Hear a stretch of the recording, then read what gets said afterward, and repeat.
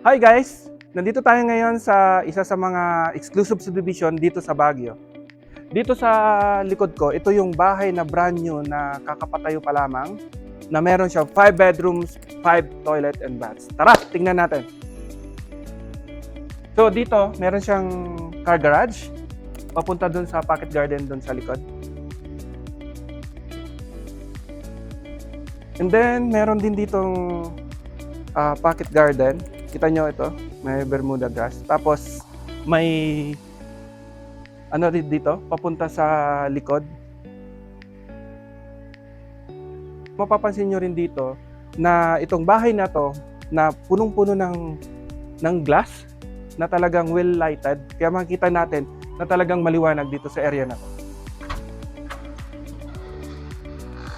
So pagpasok mo, dito yung sa living room na meron siyang fireplace at saka high ceiling. So yan, ganda ng lights oh. And then dito naman yung dining area. Kapag yung sa mesa ninyo, mga good for 6 persons. And then dito naman yung kitchen area. So ito. And then dito yung sa laundry area, saka common toilet and baths. Okay. So ayan. And then dito naman yung servants quarter.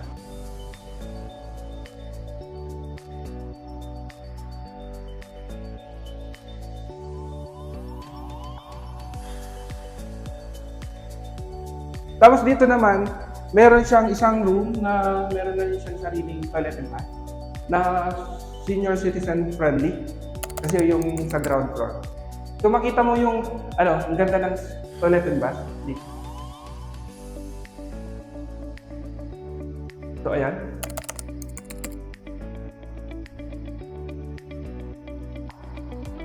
So akit. O tingnan muna natin 'to saglit. Tingnan natin 'tong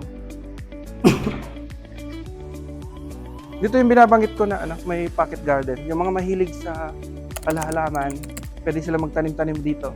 Kasi nakapalibot ito hanggang doon, paikot.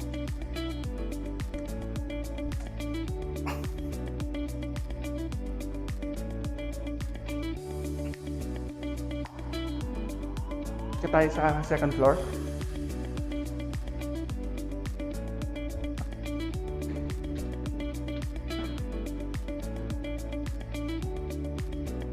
Ganda ng ilaw.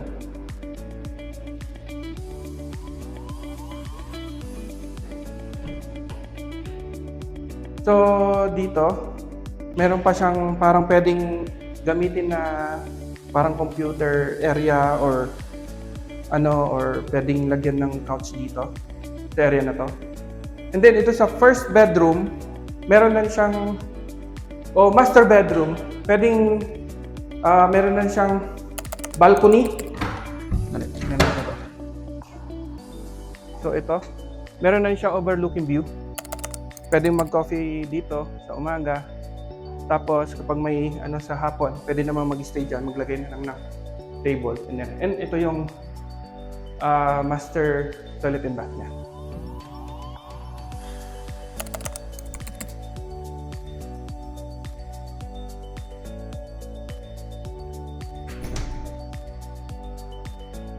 Ito rin para kay kuya o kay ate.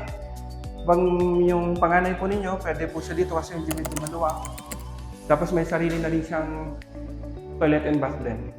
Para hindi na sila lalabas. So ayan, yan po.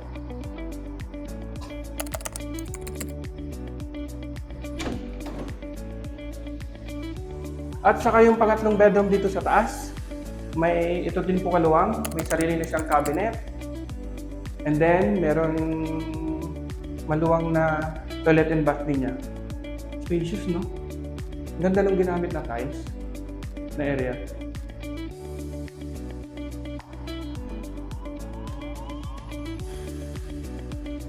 Tapos yung sa area na to, makikita mo dito sa bintana, may overlooking view siya. Makikita yung Santo Tomas na bundok-bundok doon. Yung dalawang electric doon sa Santo Tomas, sa La Presa. So, ayun. Sa mga gustong makita itong bahay na to, just contact us lang po. And kapag nagustuhan niyo po itong video na to, please like, subscribe, and click lang po yung notification bell. And then sa mga gusto pa hong video tour ng kanilang bahay, leave lang po sa message sa amin at titingnan po natin para matulungan po namin yung mabenta ang inyong mga bahay. Thank you!